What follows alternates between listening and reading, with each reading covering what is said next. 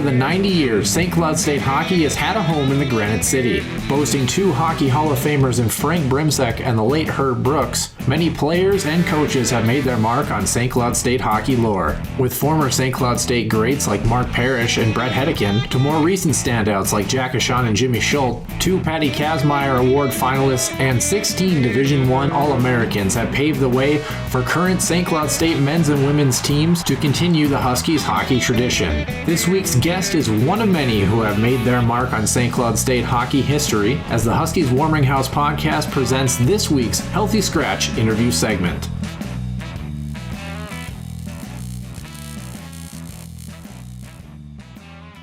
Healthy Scratch interview segment for episode number 49. Joining me, Nick Maxon, as well as Ben Holden, the couple of guys that helped us interview our upcoming guest in this show. Ben, maybe I'll kick it to you. What do we have to look forward to for this week's guest, who I hear you've maybe met once before we interviewed him last week? Yeah, we've done a few hundred games together. So Dave, like you've never heard him before, next on the Huskies Warming House podcast. No, there is some truth to that, and the boys will back me up. Yep. No, he just talks a lot about, we get his thoughts on the tournament, what he thinks they should do. And by the way, I'm just going to tease it with this. I think part of his formula for picking the tournament for the NCAA is genius. I'll leave it at that. Yeah, Nick, what is one thing that we should tell our fans that will be different from this episode as opposed to other episodes as far as the colorful language that Dave provides so elegantly for us in this show? Yeah. He's a true New Yorker. We'll put it that way. So there'll be some fun explicit language, but it's all because it's Dave, and it's great. And also to tease, he also has some good thoughts on the growth of the USA Hockey and how well they've been able to compete, especially at the sort of the international level, I should say, with the World Junior Championships. But I'll leave him to explain it. It was a really good interview, and it was really fun to record it when you were with Dave.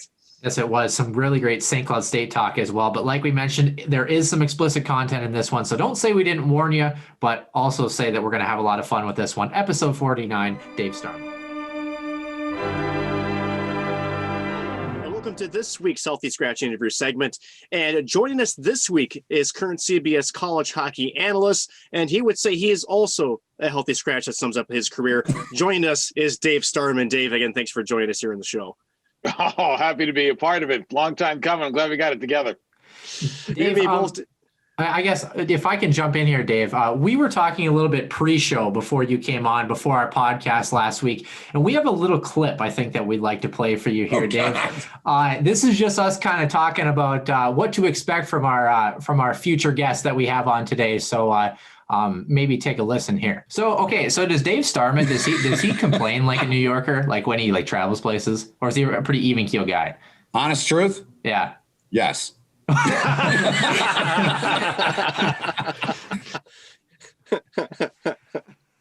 he didn't finish the clip, man. I complained too.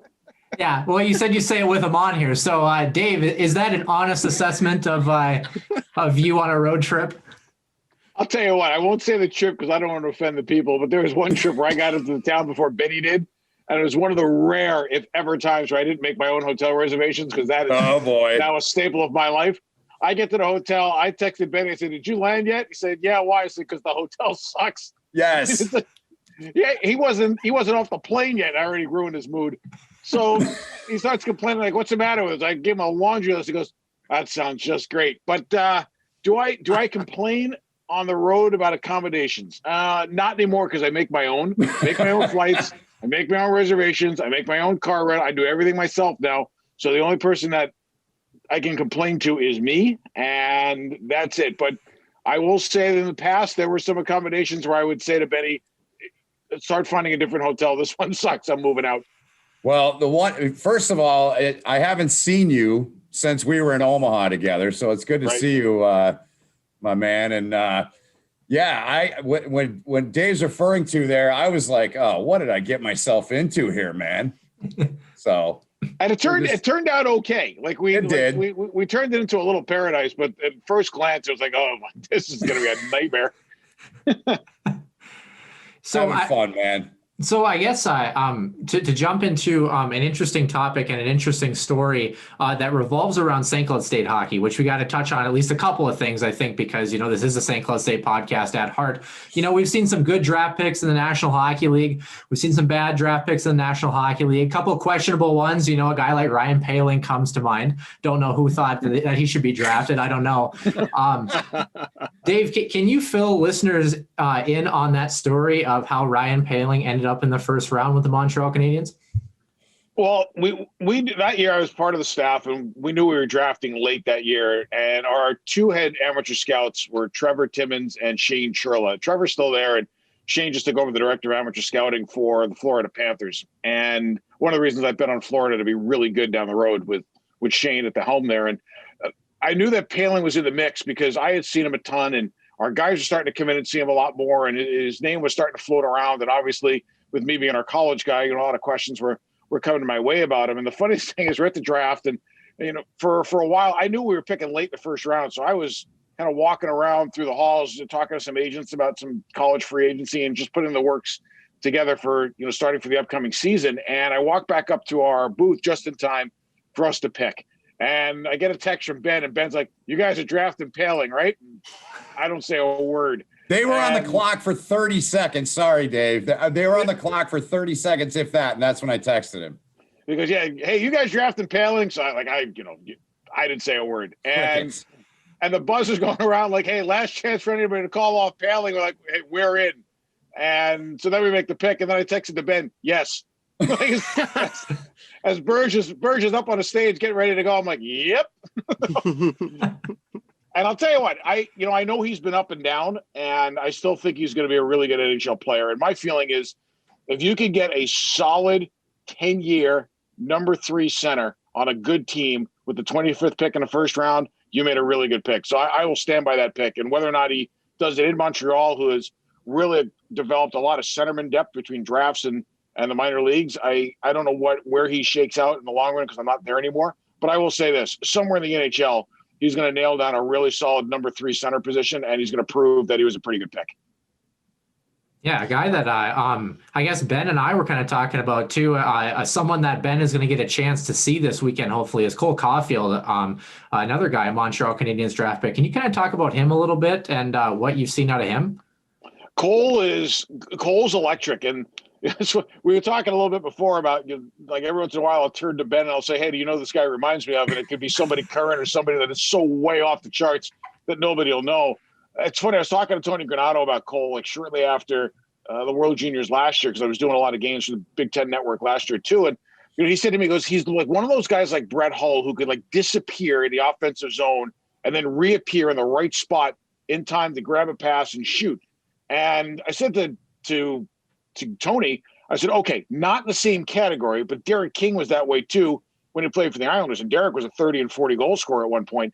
And there's an art form to getting in the offensive zone and getting behind the defense and disappearing and reappearing and finding good soft ice and finding good spots. And to me, Cole Caulfield is one of those players that can really do that. Now, this year, I think he's added another layer to his game because I think he's got the puck more on his stick now south of the red line than he did at any point last year. And the thing that I saw from him that I really liked was during the World Junior Championships, he was playing the bumper role on the power play. That's the middle guy of a 1-3-1. And every team that the U.S. played against, he caused so much confusion for them because they knew they had to keep an eye on him, but he wasn't necessarily over-involved. But when he did get involved, whether it was chasing a loose puck or jumping into open space, getting a pass, moving it back, he created so much coverage issues that he opened up so much room for guys like Kaliev and Zegras or York at the point that he was worth his weight in goal, whether or not the puck was on his stick or not. To me, the mark of a really good player is that you're as dangerous without the puck as you are with it. And I think that is what Cole Caulfield is starting to become. Dave, I want to stay on this topic a little bit of USA hockey because you had an opportunity to see Cole Caulfield with the U.S. junior team who took home a gold medal this past December. But I want to kind of get your thoughts on the American game as a whole because, at one time, this was a Canadian-dominated sport with the World Juniors. And now with the developmental stuff, especially through USA Hockey, it's kind of become almost a two-headed race to the top between the U.S. and Canada. I guess, what have you seen in terms of development from USA Hockey that's allowed the program to rise and be as competitive it has been over the last 10 to 15 years?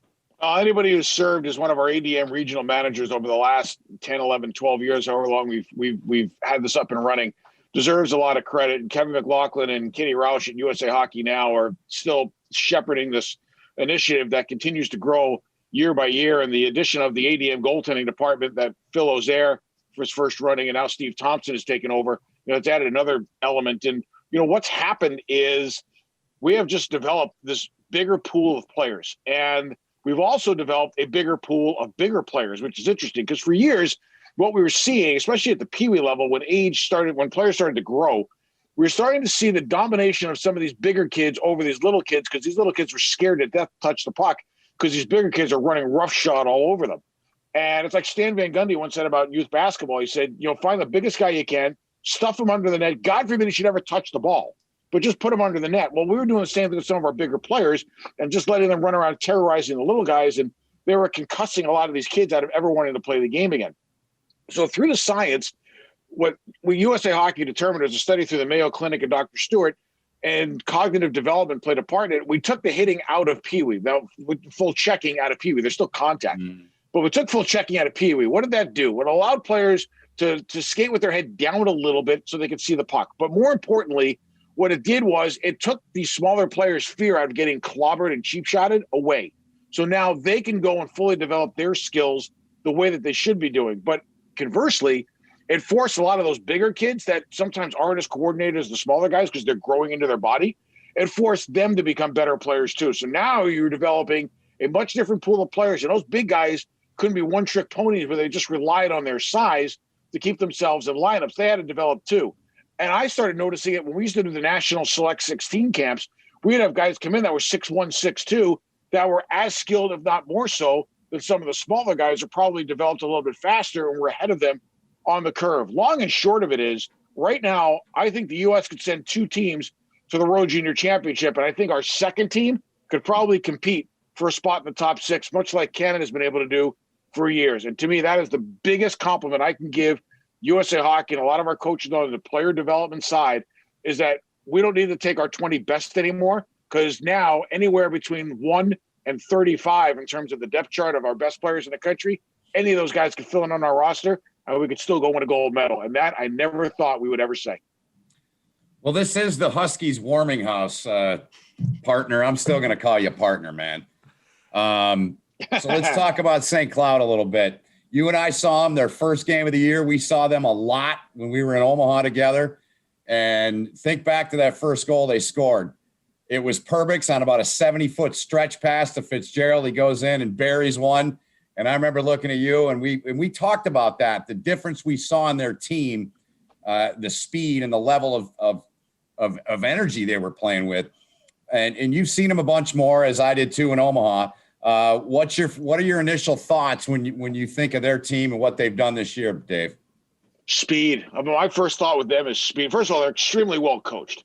And the second part of it is I just look at how fast they are. And, you can go through 3 or 4 lines, you can go through their back end, and they can bring a lot of speed. But they've also, to me, have a size and an edge component to them, which might get a little bit underrated. I mean, sometimes when you're a high-skilled team and some of your guys are a little bit on the smaller side, people forget the fact that you can be a bigger team with skill. And look at some of the players they have on their roster. They got some big rigs there that can really play. And I also think that the evolution of certain players has been a big deal. Brodzinski is one. Brodzinski's become less of a one-trick pony, a little bit more of a complete player. I like him down the middle, whether it be Walker or Henches or Kravila.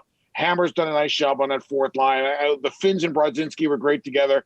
They got separated, but they've continued each to excel. Micah Miller's become a wonderful story as he continues to develop. And then when you look at their back end, between Donahue, Perbix, Bushy, Meyer, that's a good group. Jay Cox gives you a lot of character to give you some meanness. Trable's a guy that can move pucks and be strong and get him out of his own end and extend some offense. So, you look around their roster, and everywhere you look, they've got players that fit the mold of what Brett Larson wants. I want to talk about one player specifically, Dave. And like Ben did mention, we are a St. Cloud State podcast. And I don't say this to call you out on this. I say this because I really want to value your input with your expertise as far as the goaltending side of things.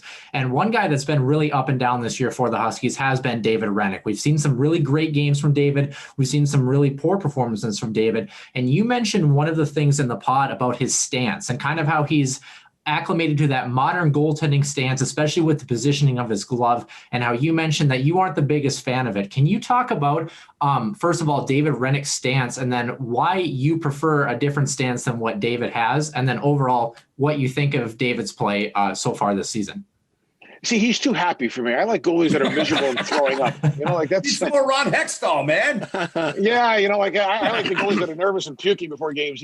Guys like him and Cam Johnson and Adam Shield, they're too happy for me. It's a weird phenomenon. I'm trying to get used to this, but when I look at David Rennick, in all seriousness, I see a goalie who's extremely athletic. That's number one. I think his stance has gotten a little bit more balanced to the point where he's able to move back and forth and get a little bit more of an aggressive depth when he wants to, but he could also get back to the net a little bit better. So between the balance in his stance and his ability now to really cut hard and move around the crease, I think that's helped him. But what I've seen in him, the two things that bother me about him are this. Number one is when he pushes to his glove side, he has a tough time getting back to his stick side. And if he bites a first fake and it drags him to his glove side, I think it hurts him because he can't recover back to the other way as fast as some of the other guys I've seen. So I think that's one part of his game that probably has to get a little bit cleaned up, is being able to put on the brakes on a good butterfly slide. But when it comes to the glove hand, this is an argument that we have had in Goalie Nation with USA Hockey for a long time, and that is proper positioning of your glove hand. And if you think back to some of the goalies through the 80s and the 90s and where they had their gloves, most of that, and granted, the position has changed dramatically, so we'll start there. But most goaltenders, if not all, had their gloves off to the side of their body, and the tip of their fingers, and you can see my hand, were pointing more in like in a 3 o'clock type of direction. Now you start to see kids with their gloves up here or out in front of them. And what's happening is this. Think about the baseball example. I don't know any baseball coach that has ever told their players when they get in the batter's box to stand at the front of the batter's box. Where do they always tell them to stand? They tell them to stand at the back of the batter's box, so they get another half a second to a second to see the ball and determine if they want to swing and where. For goalies, I find the problem with keeping your glove so far ahead of your body in that upright position is goalies are swatting flies as opposed to pulling it back and catching the ball like a shortstop or second baseman would, or even a catcher behind the plate. And I don't think a lot of our kids are playing as much baseball as they used to. So that's part one. And I have no idea how much baseball they played either in the Czech Republic or Slovakia. But when it comes to glove hands, I find goalies are moving their pie hands towards the puck instead of away from the puck so that they could see it into their hand, pull it back, soften it, and catch it. And catch gloves are bigger and stiffer than they used to be, so it's a different feel. Getting the puck into your web, I think, is a little bit more of a challenge. But to me, why would you grab the puck here when you can grab it more over here, giving yourself an extra half a second or second to track it better, cushion it, and hold on to it? The catch glove has become like a second blocker at times. And as we joked, you want to throw a name out there that nobody will ever remember, like Bill Durham, when he played in the 40s and 50s, used to wear two gloves. They were almost the same. They're almost like blockers and trappers at the same time. I don't think the catch glove should be a second blocker. I think the catch glove should catch pucks. It's something a lot of goalies are not doing. And I think a lot of it has to do with the positioning that some of the newer goalie coaches are teaching them to put it in, which I am doing my damnedest to make sure they stop doing. Dave, I want to keep the Huskies theme, but David Rennick certainly has been a backbone of this hockey club. But I want to move kind of back a little bit with the team itself. We're talking about the NCHC playoffs coming up here, and we know it's going to be held in Grand Forks. One thing that's interesting that I saw is if they were to start today, the seeding is St. Cloud opening single elimination would be hosting Western Michigan, a team who's held their number throughout the entire portion of this regular season. And I think Huskies fans want to know, why does Western Michigan give this Husky squad such a tough time? Is it the style of game that they play? Is it the personnel on the ice? What is it about Western Michigan that makes this such a tough matchup for the Cardinal and Black? Here's my question. Will the FCC be listening to this podcast? No. Good, because here's your answer. Western Michigan just beats the ever-loving shit out of St. Cloud every time they play them from a physical perspective, especially when it happens in Kalamazoo. Yep. The style matchup here is interesting because Western has always had this big physical lumbering team that was okay skill-wise, but never great. Last year, I thought their skill combination with the snarl that they brought and their size was at times overwhelming. And I think they've got a similar kind of team. Maybe their skill level is not as high as it was last year when they really had that great top six, but they're still a team that can be really physical and really nasty, really hard edge, and they get after you like crazy. And they're just a dog on bone mentality for a team, you know, with the old expression, the old lunch pail kind of team. And that's what they are. St. Cloud State is a team that I've always found to be very, very skilled, to be very high end, to be very quick. Not necessarily the biggest team, but we talked about how they filled in some of those holes. But I find a team like Western Michigan to be relentless. I think they play the underdog role very well. I think they sometimes take a exception to the fact that they may not have the same pedigree as some of the old WCHA blue blood programs that have gained a lot of success. St. Cloud State has always been a program that's been very good. The last 5, 6, 7 years, you can make a case they probably had 2 teams that were the most talented teams in the country. So when Western comes into that big sheet, they struggle a little bit, but they play hard. You get them on an Olympic, or you get them on an NHL size sheet like in Grand Forks. To me, that is a very even matchup between 2 really well-coached teams that both have a lot of skill, but you have to give the physical edge just a little bit to Western. Before we move on to NCAA pieces a little bit, I want to talk about kicking the shit out of people here, Dave. I believe you do have a pretty good story for us. Back in your heyday, a brawl between Huntsville and Macon. That might be an interesting story for our listeners. Well, when I was in the Central Hockey League, and the Central Hockey League was a AA league at the time, it was a pretty good league back then, and we were an expansion team that came into the 96-97 season, and Huntsville did too. Huntsville came out of the old Southern Pro League, and we came in as a pure expansion team. And for some reason, those 2 teams hated each other from day one.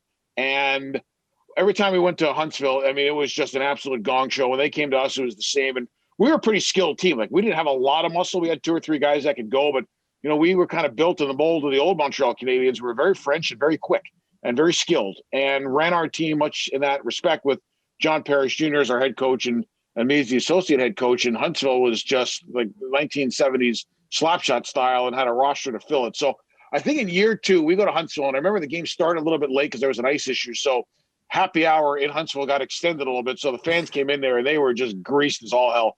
And we're up 3-0 at the end of 1, and the building was packed. Every time we came in there, that building was packed. I will say this, that was a great environment to play. It was my favorite environment in the old Central Hockey League, was going to Van Braun Center in Huntsville. Those fans were awesome. And so we get up 3-0 in the first period, which normally we didn't do there. And there's 5 seconds to go in the first period. There's a face-off right in front of our bench.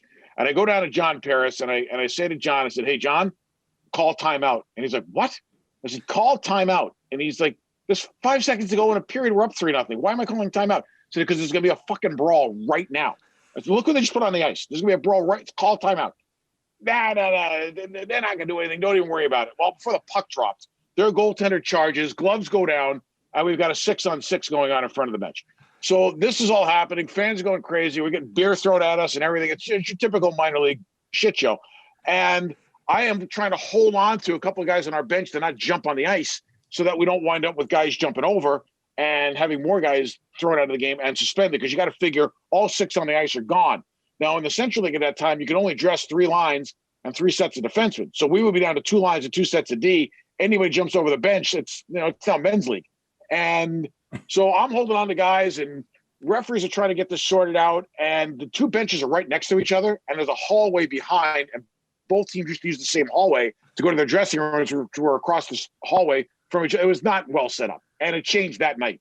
So the officials, instead of putting guys in the penalty box, sorting everything out, and then guiding everybody back to the dressing room when order had been restored, figure there's only 5 seconds to go in a period. Let's just get everybody off the ice that's in this brawl and back to the dressing room, and then we'll sort it out. Well, what was happening was they were getting players off the ice into that hallway. They leave them go, and now they're fighting in the hallway. So you got fights on the ice, you got fights in the hallway. They're coming onto our bench to fight with it was a mess. And our head coach, just to give you an idea, was, like I said, it was John Parrish Jr., a pioneer in hockey, because he was the first black head coach to win a major title. He won a Turner Cup with the Atlanta Knights in '94. That team right up above me there. And John had a health issue, which I'm not going to go into too much detail on, but it was one of those things where if he got hit or bumped around a lot, it could have been deadly. And I'm looking down the end of the bench, and John is standing there like in the scene from Les Mis, like he's standing there like guarding the barricade. And I'm like, okay, fine, whatever. Then he's gone. And I'm thinking to myself, he's dead. Like, he didn't run off the bench. He didn't go get help. He's dead. Like, he got overrun. He's finished. So I'm looking around like, where the hell is he? So I'm like, whatever, the hell with this. The referees can deal with this. I leave. I get off the bench. I go running into the hallway. And in the hallway, there's a post. And chained to the post in handcuffs, bleeding from his eye, is John. And if you ever saw the Jeffersons, you ever saw Sherman Hemsley and the Jeffersons, that's what John looked like. They could have been twins. Yeah. So just to give you a visual. So John is standing there handcuffed to this post. And there's this big redneck cop standing right there next to him. And I'm looking at this in Huntsville, Alabama. And I'm like, these are really bad optics.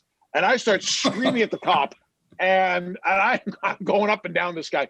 And I go for about 25 seconds. And John yells at me in French to shut up and come over there. And I understood him. So shut up, get over here. So I walk over and I'm like, what's up? And he's like, listen to me. He goes, if they knew you were Jewish, you'd be chained to this post with me. He goes, shut the fuck up. So that's a good point. So I kind of leave that scene alone. And John gets taken to jail. Lucky for us, the GM, the business GM of the Channel Cats was Conrad Holloway, who, as everybody knows, was an All-American quarterback at Tennessee and was the first African-American quarterback to start in the SEC. So Conrad was a legend in that area. And he comes over to me and he says to me, he goes, you take care of your team. I'll take care of John, and we'll deal with this when the game's over. Anyway, long story short, we had to go bail him out of jail. It was much like the slap shot thing. And for the first time in my life, I said, you know what? Life does imitate art. But that was one of many brawls in Huntsville, but that to me was the one that more took on a life of its own than the rest of them. That's awesome, man. Well, as Noah said, we want to get your take and your perspective. You got as good a perspective as I know, and those in the college hockey world as anybody. There's no pairwise. What the hell are we going to do this year, Dave? How's this going to work, man? I'm going to put 64 teams in a hat and I'm going to shake it up and I'm going to start pulling names out, and that's going to be the national tournament. That's my suggestion. But I think there are certain teams that we all know. Obviously, conference champions will go. Now, I'm intrigued about the ECAC thing because I think there's 4 teams left. But I think that you take your conference champions for sure. And then after that, I think the eyeball test has got to be done by people that, for the most part, have had a chance to see every team in the country. Now, I've watched some teams on film. I've watched some games on film. I can't tell you that I've seen everybody live because I'm not scouting this year. But I do think that if you polled some of the NHL scouts that see the college teams, they probably could provide a hell of a lot more insight as to who the best teams in the country are than most of the people whose polls you're reading online, who've probably seen none of, or maybe 5 of the teams that they're voting for. So I think the popularity contest has to be checked a little bit. Now, you get into 2 really interesting discussions. One is, how many teams do you put in that are going to move the meter? I know that's always a discussion we've had. Those Big Ten teams, they move the meter because they're brand names. Notre Dame moves the meter. Wisconsin moves the meter. Michigan moves the meter. We get that. Boston College will move the meter. They're a brand name nationally that teams will understand. So, I mean, you get into a little bit of that too. So if you can get those teams in, that probably helps your viewership. On the other hand, you got to get the teams in there that belong in there. North Dakota belongs in the national tournament, right? St. Cloud State belongs in the national tournament. I think Omaha belongs in the national tournament. I mean, they have been really good this year. So and obviously Minnesota Duluth belongs in the national tournament. To me right now, those are your 4 bona fide NCHC teams to get in there. Now you got to talk about Denver's under 500. Then you got Western Michigan sitting there, and what are they going to pull off in the second half in terms of, because what they have done minus their number 1 goalie who's going to carry the load. I mean, to me, Andy Murray's the coach of the year. You can sign it now. And I put Mike Gabinet a close second. I mean, like those 2 stories are unbelievable. But now you got to look around the country and try to figure out who passes that eyeball test. And I do think a lot of my colleagues in the scouting community that do NCAA free agency and amateur scouting, those guys could probably really help you shape what the national tournament could look like. Go ahead, boys. What are you looking at me for, Nick? Then, so do you feel and this could be tricky. Is it just the regular season champ in your mind, or is if a team comes in and wins a tournament? I mean, obviously they're going to go, right? I mean, there's no guidelines this year, right? Nothing to go by, or what? No, I mean, and here's the thing. You and I have talked about this too, and I like when the fans discuss this also because I think it's a great topic. why do we reward the playoff champion and not the regular season champion? Like the regular season champions pairwise are probably good enough to get them in on a normal year anyway, right? So I mean, True. you can make a case that it's both, but to me, I think winning the regular season championship is quite an accomplishment. Winning this playoff championship is really good, but that's in some leagues that's winning 4 games, or in other leagues it might be 6 or 8, depending on which league you're in. But to me, you win the regular season championship, you're the best team in your league over 22, 24, 28 games. I think that says something. And again, it'll make your pairwise good, but why do you not get an automatic bid if you don't win your league championship? Like regular season wise, like I've always thought about that counting, and having coached in the minor leagues where you win, you got a 66, 68, 75 game schedule, whatever. If you're in first place at the end of that schedule, like you deserve a little something. Yep. And I translate that to the college thing. If you're in first place after 28 really hard fought games, that should matter. And especially in the way that the season has gone for, obviously the teams included too, you've had to put up with a lot of stuff. So boys. Yeah. Like one of the points that we talked about, because we actually had, I don't know if was it 2 weeks ago, guys, that we talked about this and talked about how we would maybe do it. And one of the scenarios involved expanding the NCAA regional or the entry pool to 24 teams, which rumor has it that they're going to stick with 16 moving into the tournament. But our biggest question mark is if you have a league like the Big Ten, who arguably could pull 5 teams from the Big Ten that could make this tournament. You could have your Minnesota, Michigan, Wisconsin, maybe even Notre Dame and Penn State if you feel that they're strong enough potentially.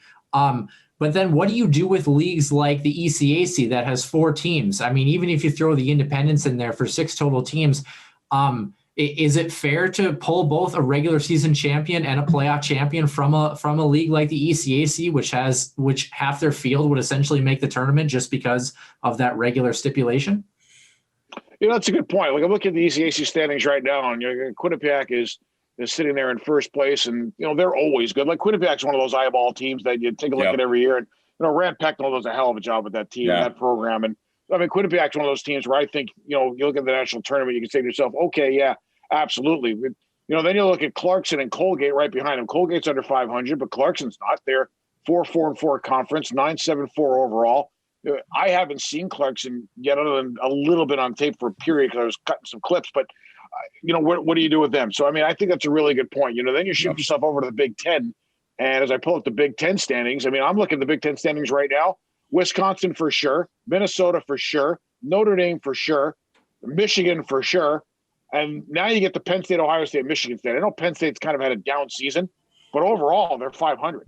Ohio State and Michigan State are underneath 500, so that might eliminate them from that conversation. But you want to sell me on Penn State being in the national tournament? I will listen to that argument all day and all night. But once you get into that whole 16-team thing, you start moving around the country. Who are you knocking out? Because now you got to look at Hockey East. Yep. And the Hockey East is where it gets a little bit more interesting. So let's pull up Hockey East for a second. Yep. You got UMass and go Minutemen. You got UMass in first place, and Benny certainly knows why I get excited about the Minutemen. So. Right. Jared goes there. He's undergrad. So his son. UMass for sure. Boston College for sure. Yep. UConn's over 500. And that's a good story. UConn's a brand name team. So that's fine. Providence is over 500. Northeastern's over 500. Boston University, they're over 500. So, like, you got a lot of teams. And then you go to New Hampshire and Lowell. That's where the line of demarcation starts. That's 1, 2, 3, 4. You can do 6 from Hockey East. 5 for the Big Ten and 4 for the NCHC. I mean, there's your tournament right there. Yeah, without looking around the rest of the country. And I think the thing that throws a wrench in it too is you look at some of these leagues where teams have only played 6 or 7 games. Do you reward these other leagues like the WCHA, which the WCHA could pull 3 teams as well, and they've also played a ton, and they've also played a ton of games as well. You've got Bowling Green, Mankato, Bemidji State has even had an okay year. I don't think their record reflects that, but they've beaten some pretty marquee teams. And then don't forget, you probably got to pull at least 1, if not 2 teams from Atlantic Hockey, with AIC. Right. No. Oh, absolutely. And I love AIC. Their head coach Eric Lang actually played junior for me, so I'm a big fan of AIC's program. We don't. Yeah, I understand that. I'm right there with you. And don't forget, I called that game. So, I'll never forget. By the way, walking downstairs after that game, and I go over to Eric, and I looked at him, and he looked at me, and I went, "I cannot believe what you just pulled off." And he goes, "Okay, I'm not going to lie to you, either do I." So, But he did tell me right before the game, he said the only 25 people in the country think we can win this game are in our room. Like, I mean, like he felt pretty good about going into that game with what their game plan was. But you look at the WCHA, you make a really good point. Minnesota State, absolutely. Bowling Green, absolutely. Michigan Tech, absolutely. Northern Michigan, absolutely. Bemidji State, just having, Serratori, just Tom Serratori in the tournament is worth its weight in gold. Not, without minus the team, just having him there is worth it. But his team, he's got a good club, and they've been good for years too. So I think that the scouts really need to get involved in this because I think they can give you a really good determination as to what the 10 at larges should be if we go with that conference champion takes it. I love that, Dave. I love the fact that you mentioned that. Is that something you're hearing discussed, or is that just you feeling that's what they should do? No, this is my wake the hell up, everybody, and start talking to the scouts. I think you're dead right, man. I think you're dead right.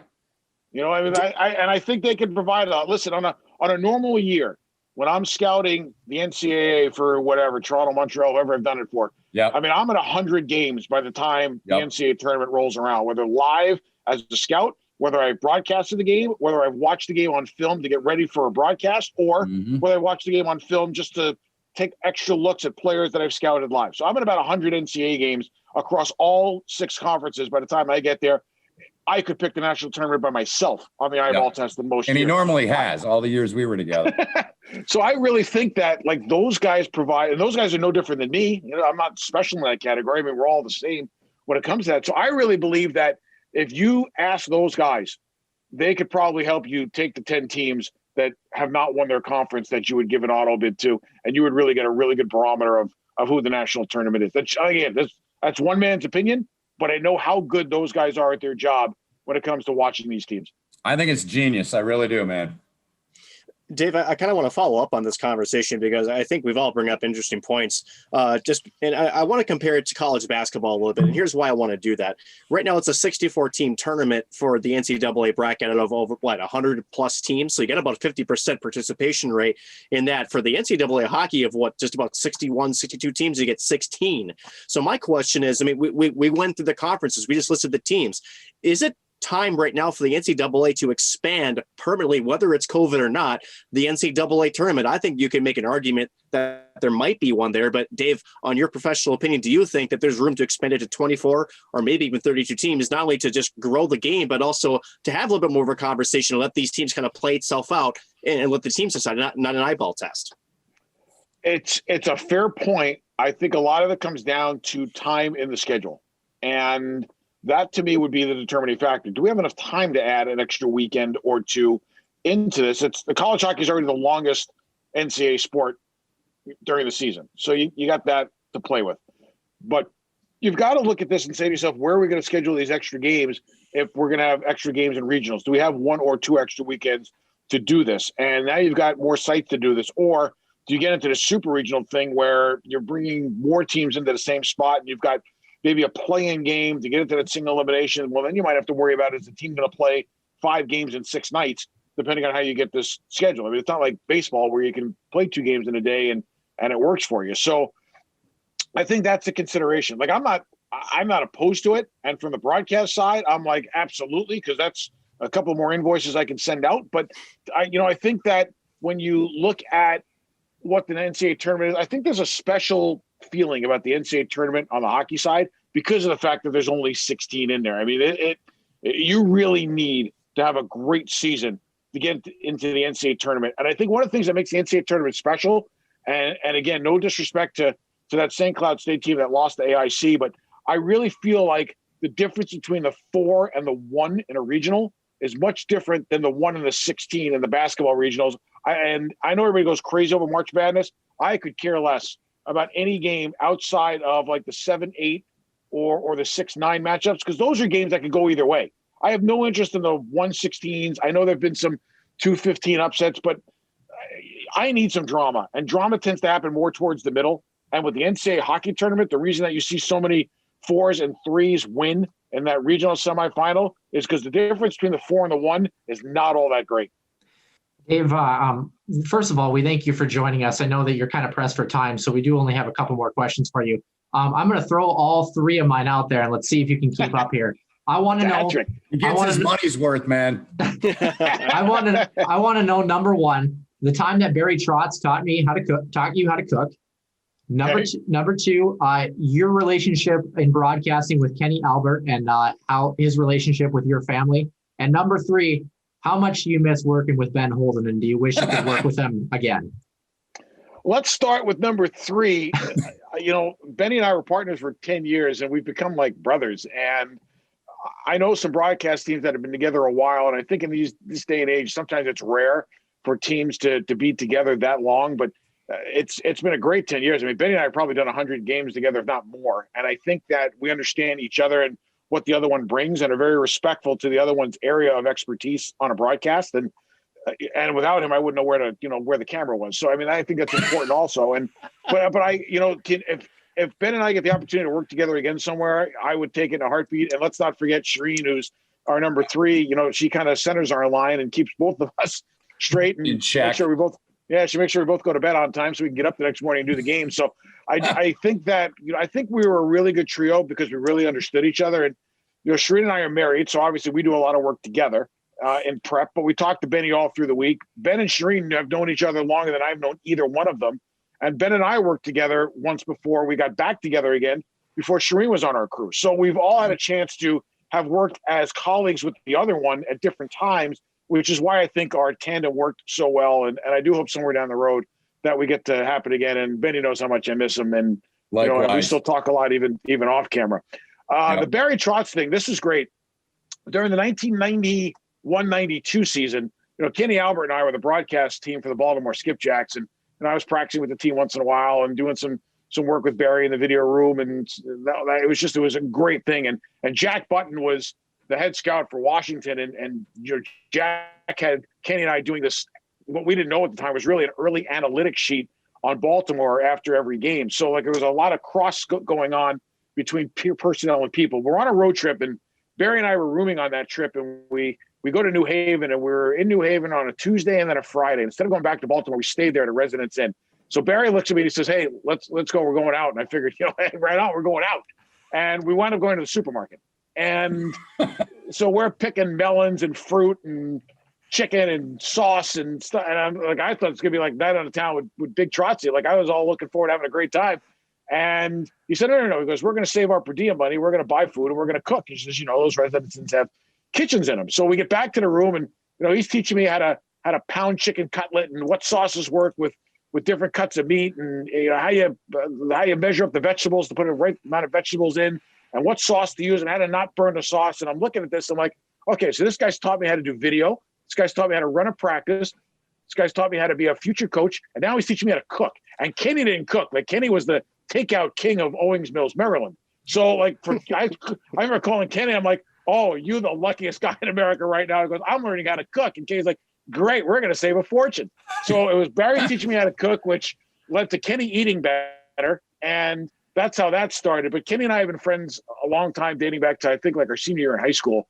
And we ran across each other a lot when I was first starting out in the business, working at Sports Channel America with doing some Devils and Islanders stuff. And then Kenny and I obviously got hooked up in Baltimore together. And, we, like Benny and I, Kenny and I are still like brothers today. And he is the godfather to my youngest son, Ryan, a up and coming little badass 05 defenseman. And that's right. And Kenny, Ryan just loves listening to Kenny do games on the air.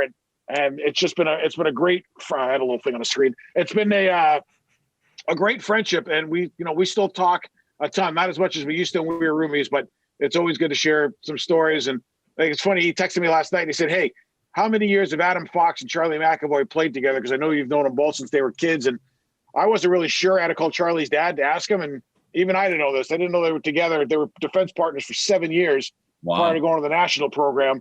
And then obviously going their different ways as pros. So I love my friendship with Ben. I love my friendship with Kenny.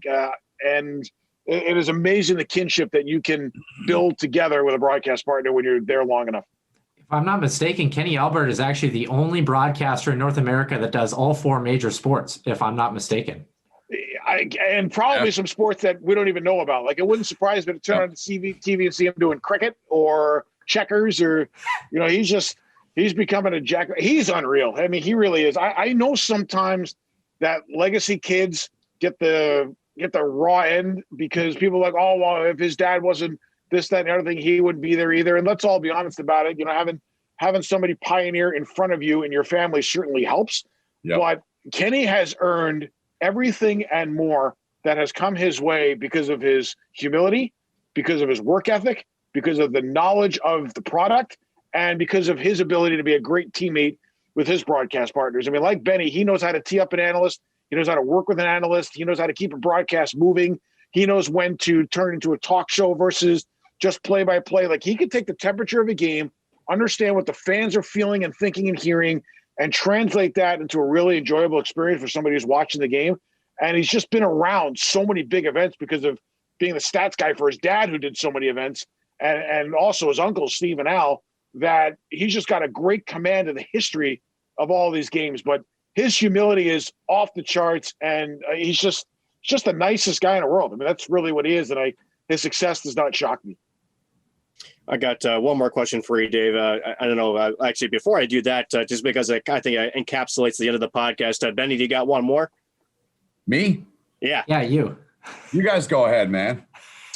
I guess the only question I was going to ask you, Dave, was, obviously St. Cloud, they split last weekend with Western Michigan, going into, suppose of the dog days here at the end of the regular season. Where does this team realistically stack up in terms of the rest of the NCAA world? And do they have a chance to go deep and maybe compete for a national championship? So I'm looking over their lineup from their last game. And when I look at their personnel, I say to myself, yes, they match up pretty well. I like their defense core. I mean, between Donahue, Perbix, Bushy, and Meyer, that's a really good top four. And Perbix is a really good puck mover who can score.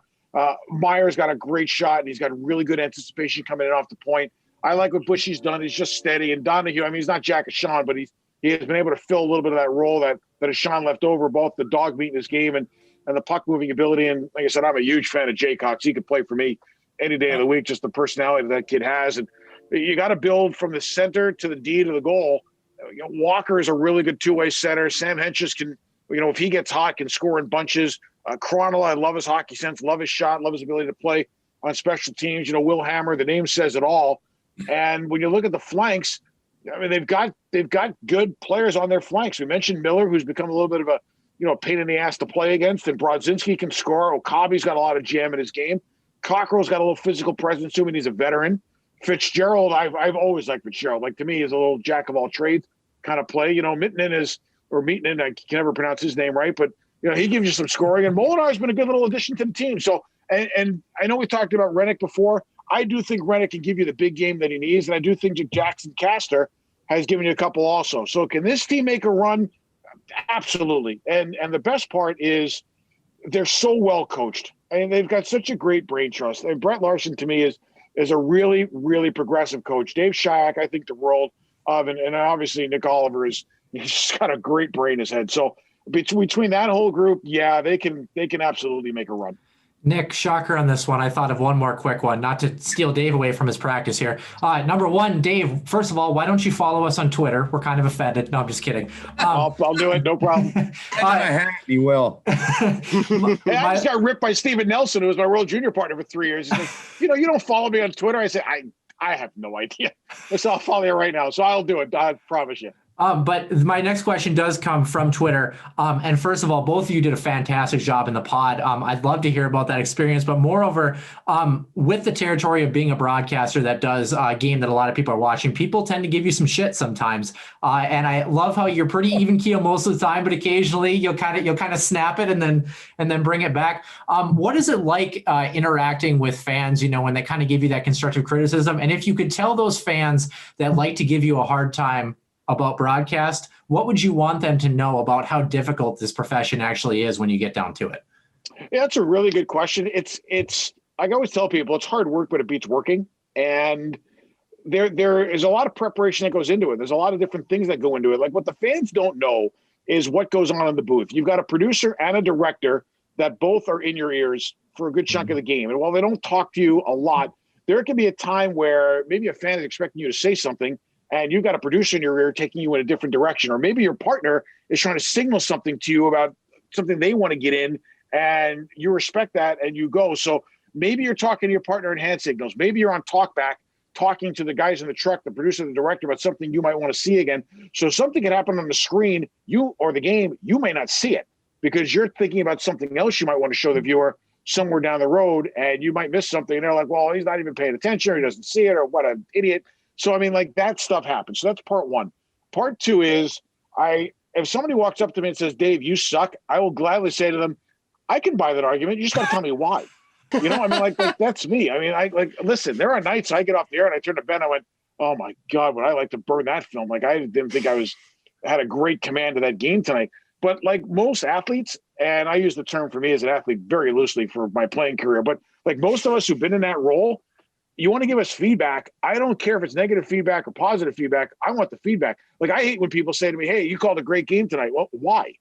You know, don't just say that. Give me an example of what you liked. Or, hey, Dave, you weren't very good tonight. You suck. Okay, great. Why? Give me a why. I will listen to your argument. If you just spout off to be a jackass, then I'm going to have a little fun with you. And more than likely, I'm going to forward you and feed you to the wolves, and you can have it out with them. And he does it well, boys, as you know. Yes, he does. Definitely. I take a lot of satisfaction when you give the shit back that you've gotten over the years and all the times we've worked together.